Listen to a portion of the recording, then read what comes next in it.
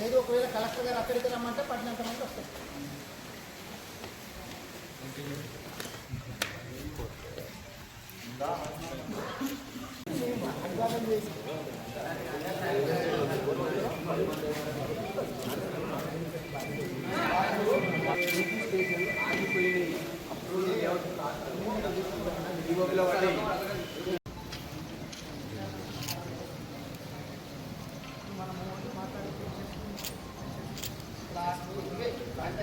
మామూలు agriculture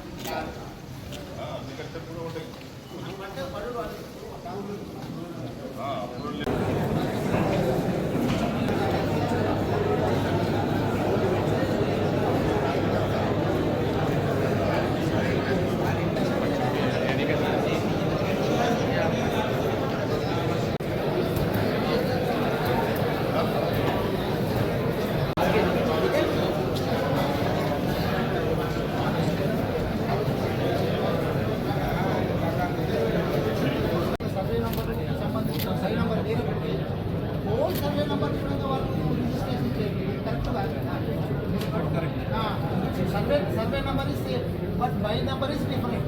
But not they are not doing registration for the other number. Total number roll meter as it is. పెట్టలేదు roll meter లో పెట్టలేదు.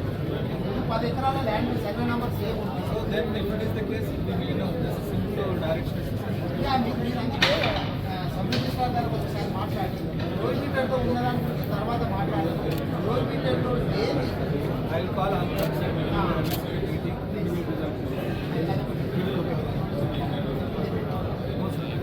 Anything you అంతే కదా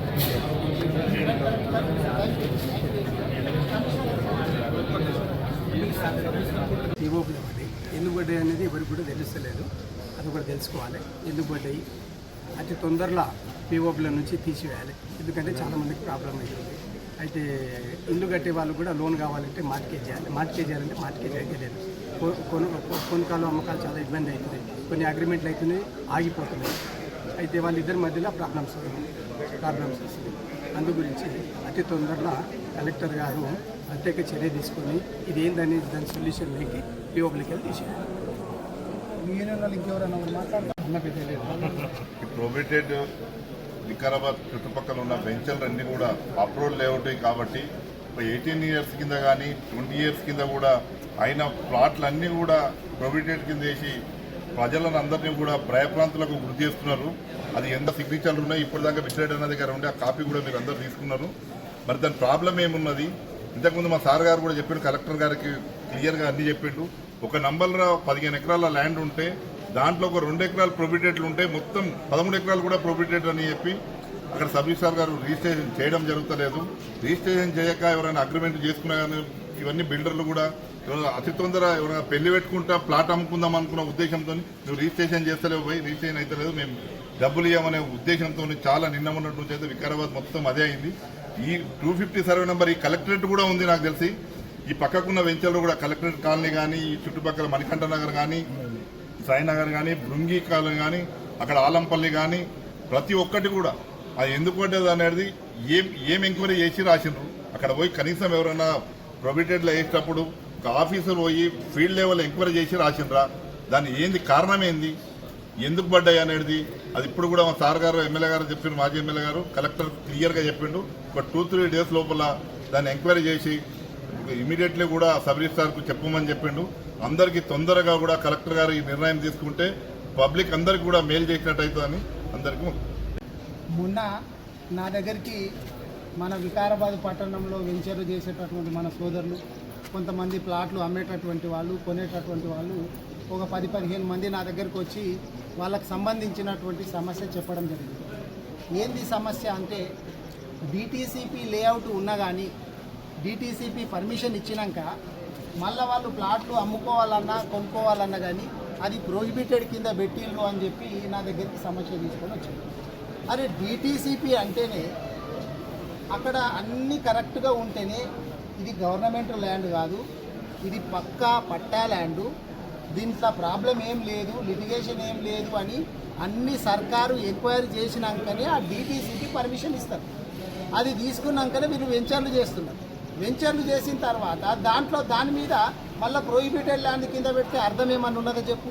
ఒక చేతితోటి మీరే పర్మిషన్ ఇవ్వబడుతుంది డీటీసీకి, ఇంకా ఒక చేతితోటి దీన్ని నమ్మొద్దు కొనొద్దు అని చెప్పి మీరే ఆపవద్దు. ఈ సమస్యతోటి నా దగ్గరికి వచ్చింది. దాంతోపాటు ఇంకొకటి ఏంటంటే ఇప్పుడు ఒక 10 ఎకరాల ల్యాండ్ ఒకే సర్వే నంబర్లో ఉంటే దాంట్లో ఒక 2 ఎకరాలకు సంబంధించినటువంటిది సర్వే నంబర్ ఒకటే, కానీ బై నంబర్ ఆనో ఏనో ఏదైనా ఉండి అది ప్రొహిబిటెడ్ ల్యాండ్లో పడితే మొత్తం టోటల్ 10 ఎకరాలకు సంబంధించింది కూడా రిజిస్ట్రేషన్ చేస్తలేరంట. ప్రొహిబిటెడ్లో పడ్డది 2 ఎకరాలే, మిగిలిన 8 ఎకరాలదు ప్రొహిబిటెడ్లో లేదు, బై నంబర్ వేరే ఉంది. కానీ ఈ 10 ఎకరాలకు సంబంధించినటువంటి సర్వే నంబర్ ఒకటే ఉంది కాబట్టి దాన్ని మొత్తం చేయకూడదు అని చెప్పి ఆఫీసర్లు చేస్తలేరంట. గతంలో కొద్ది రోజులు చేసిండ్రంట. నేను ఏంది ఈ విషయం అని చెప్పి నేను సబ్ రిజిస్ట్రార్ గారిని మొన్న అడిగితే ఆయన ఏమంటుండంటే మేము చేస్తున్నాం సార్, దానికి సంబంధించినటువంటి ఆధారాలన్నీ చూపిస్తే మేము చేస్తున్నామనేమో సబ్ రిజిస్ట్రార్ గారు అంటారు. మేము ఇక్కడ ఉన్నటువంటి మా సోదరులందరినీ ప్లాట్లు అమ్మే వాళ్ళను కొనే వాళ్ళను ఈ రియల్ ఎస్టేట్ చేసే వాళ్ళని అడిగితేనేందో గతంలో చేసిన మాట వాస్తవం, కానీ ఇప్పుడు చేస్తలేరు అని చెప్పి వీళ్ళు చెప్తున్నారు. దాంతోపాటు అక్కడ జూనియర్ కాలేజీలో కూడా సమస్యలు ఉంటే అక్కడ మేము విజిట్ చేసి ఈ 2 సమస్యలను తీసుకొని వచ్చి నేను ఈరోజు కలెక్టరేట్ లోపల కలెక్టర్ గారిని కలవడం జరిగింది. కలెక్టర్ గారికి మొత్తం వివరించిన ఇట్లా ఏదైతే ప్రొహిబిటెడ్లో లేదో సేమ్ సర్వే నంబర్ ఉన్నా కానీ వాటిని ముందు రిజిస్ట్రేషన్ చేసేటట్లు మీరు సబ్ రిజిస్ట్రార్ గారికి ఇన్స్ట్రక్షన్స్ ఇవ్వండి అని చెప్పి కలెక్టర్ గారికి నేను చెప్పిన. దాంతోపాటు డిటిసిపి లేఅవుట్ ఉన్నటువంటి ఎందుకు ప్రొహిబిటెడ్లో పడింది, కలెక్టర్ సంతకం ఉంది, అడిషనల్ కలెక్టర్ సంతకం ఉంది, ఎంఆర్ఓ సంతకం ఉంది, కింద ఆర్ఐ సంతకం ఉంది. మరి మీరు ఏడ ఎంక్వైరీ చేసిండ్రు? కాబట్టి దీని మీద మళ్ళీ ఒకసారి అంతా సమీక్ష చేయాలని చెప్పి నేను కలెక్టర్ గారికి చెప్పాను. ఇక్కడ ఎన్జిఓ కాలనీ అని ఉంటుంది మహావీర్ కోయేట్ దగ్గర. ఎన్జిఓ కాలనీ 1983 లోపల అయ్యింది, అంటే 43 సంవత్సరాల క్రితం అయ్యింది. అది కూడా ప్రొహిబిటెడ్ ల్యాండ్లో పడ్డది. కమలానగర్ సాకేత్ నగర్ ఉంటుంది, అక్కడ ఇండ్లు అన్నీ కూడా అయిపోయినాయి. ప్లాట్లు పోయి ఫ్లాట్లు అయినాయి, అడిగి ఇండ్లు అన్నీ అయిపోయినాయి. ఇండ్లు అయినాక కూడా వాళ్ళకి తెలియదు ఇప్పుడు వాళ్ళ ఇల్లు ప్రొహిబిటెడ్లో ఉన్నదో లేదో కూడా చాలామందికి తెలియని పరిస్థితి. వాళ్ళది ఏదన్నా లోన్ అవసరం ఉండి బ్యాంకు దగ్గరకు పోయి మార్టిగేజ్ చేసి కుదవబెట్టి లోన్ తీసుకొచ్చుకుందామంటే బ్యాంక్ ఆఫీసర్లు చెప్తున్నారంట మీది ప్రొహిబిటెడ్ కింద ఉన్నది, మీకు లోన్ ఇవ్వము.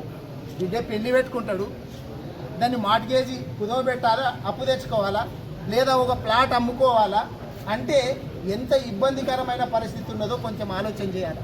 చాలా మంది ఇక్కడ వికారాబాద్ పట్టణంలో ఉన్నటువంటి వాళ్ళను ఇంకా చుట్టుపక్కల ఉన్నటువంటి వాళ్ళని కూడా నేను కోరేది ఏంటంటే చాలా మందికి వాళ్ళ ప్లాటు లేకపోతే ఫ్లాటు ఇల్లు కూడా మాది ఇల్లు అయిపోయింది కదా, మాది 40 ఏళ్ల క్రితము కాలనీ అయ్యింది, ఇది వెంచర్ అయ్యింది, దీనికి ఏం సమస్య ఉండదు అనుకోకండి.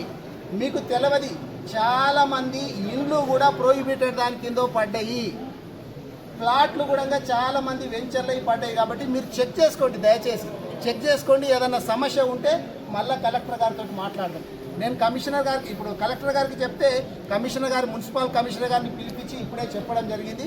తొందర లోపల సబ్ రిజిస్ట్రార్ గారితో మున్సిపల్ కమిషనర్ గారితో సంబంధిత అధికారులతో అందరితోటి ఒక రివ్యూ మీటింగ్ పెట్టుకొని ఎక్కడ సమస్య ఉంది, ఏ విధంగా దీన్ని పరిష్కరిస్తాము అనేది మేము ఆలోచన చేస్తామని చెప్పి కలెక్టర్ గారు ఇప్పుడే హామీ ఇచ్చింది. కాబట్టి నేను కోరేది ఏంటంటే అధికారుల నిర్లక్ష్యము ఇక్కడ ఉన్నటువంటి మా వెంచర్లు చేసుకునే వాళ్ళందరికీ శాపంగా మారకూడదు. ఇప్పటికే గతంలో 50 ఎకరాలు పలికేటటువంటి 50 లక్షలు పలికేటటువంటి ఒక ఎకరం ల్యాండ్ 40 లక్షలు కూడా ఎవడు అడుగుతలేడు. గతంలో ₹1 కోటి పోయినటువంటిది 80 లక్షలకు కూడా ఎవడు అడుగుతలేదు. మూలిగే నక్క మీద తాటికాయ పడ్డట్టు ముందే మీరు మీ నిర్వాహకమా అని చెప్పి హైడ్రా మూసి అని చెప్పి మొత్తం రియల్ ఎస్టేట్ అంతా డమాల్ అయిపోయినటువంటి ఈ సిచ్యువేషన్ లోపల ఉన్న ప్లాట్ అమ్ముకొని బిడ్డ పెళ్లి చేసుకుందామనో లేకపోతే ఇల్లు కుదవబెట్టుకొని లేకపోతే ఏమన్నా తప్పు తెచ్చుకొని ఏదన్నా లోన్ తెచ్చుకొని ఏమన్నా చేసుకుందామంటే వాళ్లకు తీవ్రమైనటువంటి ఇబ్బంది కలుగుతున్నది. కాబట్టి నేను స్పీకర్ గారిని కోరుతున్నా, మీరు దీని మీద రివ్యూ పెట్టండి. మీరు ప్రజా సమస్యలు ఎందుకు పట్టించుకోవడం లేదు? ప్రజలు మిమ్మల్ని గెలిపించింది ప్రజా సమస్యలు తీరుస్తారని కానీ పట్నంలో కూర్చుంటారని కాదు. స్పీకర్ గారు ప్రజలలో తిరగాల, నేను ఎమ్మెల్యేగా ఉన్నప్పుడు ప్రతి గ్రామానికి ప్రతిరోజు పోయి తిరిగేది, ప్రతి కళాశాలకు పోతుంటే, ప్రతి స్కూల్కు పోతుంటే. మీరు ఎందుకు విజిట్ చేస్తలేరు? ఈరోజు నేను ఇక్కడ కాలేజీలో పోయి చూస్తే, స్కూల్లో పోయి చూస్తే బోలెడని సమస్యలు ఉన్నాయి. అక్కడ నీళ్ళ సమస్య ఉన్నది, బోర్ లేదు అంటే నేను కలెక్టర్ గారికి చెప్పిన తొందరలో వేపిస్తా అన్నారు. బోర్ వేయడానికి మీకు 40 రోజులు పడుతుందా? కమిషనర్ గారు కావచ్చు, ఇక్కడ ఉన్నటువంటి స్పీకర్ గారు కావచ్చు, ఒక్క మాట చెప్తే ముందు బోర్ వేపించేసి పిల్లలకి నీళ్ళు ఇచ్చిన తర్వాత దాన్ని బిల్ ఏమనుంటే తర్వాత పెట్టుకోవాలా? ఎవరికైనా చెప్తే సిగ్గు చేయడం. అసలు బోర్ వేయడానికే 40 రోజులు పడుతుందా అండి? ఒక స్పీకర్ అయ్యింది, నాట్ ఈవెన్ ఎమ్మెల్యే కాదు, స్పీకర్ అయ్యింది బోర్ వేయడానికే 40 రోజులు పడుతున్నదంటే ఎటువంటి పరిస్థితి లోపల ఉన్నాం మనం? అసలు ఏమున్నా కానీ కొడంగల్కు చూసుడు కథనేనా? కొడంగల్ ఇక్కడ ఉన్నటువంటి ఫండ్స్ అన్నీ కొడంగల్కే పోతున్నాయి, ఇక్కడికి వచ్చేటి అని కొడంగల్కే పోతే ఇక్కడ ఉన్నటువంటి స్పీకర్ గారు మరి నియోజకవర్గాన్ని ఎందుకు పట్టించుకోవట్లేదు? దయచేసి నేను ప్రజలు కూడా అర్థం చేసుకోవాలా, మీరు ఎటువంటి వ్యక్తిని గెలిపించారో చూడాలని చెప్పి కోరుకుంటూ మళ్ళీ స్పీకర్ గారిని డిమాండ్ చేస్తున్నా. ఒకటి, ఆ కాలేజీలో ఉన్నటువంటి సమస్యలు వెంటనే బోరు పరిష్కారం చేయాలా. 2, టాయిలెట్లకు సంబంధించినటువంటి పరిష్కారం చేయాలా. అక్కడ నేను ఎమ్మెల్యేగా ఉన్నప్పుడు, సబితా ఇంద్రారెడ్డి గారు మంత్రిగా ఉన్నప్పుడు ₹1 కోటి శాంక్షన్ చేసినాం, అవి స్లాబ్ లెవెల్కి వచ్చి ఆగిపోయినాయి. అరే గవిటిని కూడా కంప్లీట్ చేయరా చెప్పు. నేను ఇందాకనే చెప్పొస్తున్నా, ఆ 10 రూములు మేమైతే ఏమైతే శాంక్షన్ చేసినామో అవి కంప్లీట్ అయితే మాకు పేరు వస్తుందని చెప్పి స్లాబ్ లెవెల్ దగ్గర ఆపిందంట. సబితా ఇంద్రారెడ్డి గారికి పేరు వస్తుందని, నాకు పేరు వస్తుందని చెప్పి స్లాబ్ లెవెల్ ఆపితే ఎవరికైనా చూస్తే నవ్వుపోతారు కదా. నీకు కావాలనుకుంటే అవి కంప్లీట్ చేసి ఇంకో 20 ఎక్స్ట్రా వేయించు, అప్పుడు నువ్వు మెచ్చుకుంటారు జనాలు. కానీ మేము శాంక్షన్ చేసిన వాటిని కూడా అప్పుడేంది? మేము ₹1 కోటి శాంక్షన్ చేస్తే నువ్వు స్పీకర్గా ఉన్నావు కదా, 10 కోట్లు శాంక్షన్ చేసి దాన్ని డెవలప్ చేయి. కానీ ఆ పనులు నాప్పుడు ఇది కరెక్ట్ కాదు. స్పీకర్ గారు, మీరు ఇప్పటికైనా కానీ ఇక్కడ గ్రామాలలో తిరగండి, పాఠశాలలు విజిట్ చేయండి, తర్వాత కాలేజీలు విజిట్ చేయండి, ప్రజా సమస్యలు పట్టించుకోండి. రెండో విషయము, ఇక్కడ రియల్టర్స్ చాలా ఇబ్బందులు ఎదుర్కొంటున్నారు. ప్రోహిబిటెడ్ ల్యాండ్లో ఎందుకు పడ్డదో వాళ్ళకే తెలియదు, అధికారులకు తెలియదు, ప్రజలకు పడ్డట్లు కూడా తెలియదు. కాబట్టి దీని మీద మీరు వెంటనే రివ్యూ మీటింగ్ పెట్టాలా. కలెక్టర్ గారిని, కమిషనర్ గారిని, సబ్ రిజిస్ట్రార్ గారిని, సంబంధిత అధికారులందరినీ కూర్చోబెట్టుకొని ఎవరు రాసిండ్రు, దీన్ని ఎందుకు పడ్డది, డిటీసీపీ పర్మిషన్ అంటేనే మనం గవర్నమెంట్ పర్మిషన్ ఇచ్చినాం కదా, మళ్ళీ గట్లెట్లా పడ్డది, దీన్ని వెంటనే తీసేయండి అని చెప్పి అది తీర్పించాలా.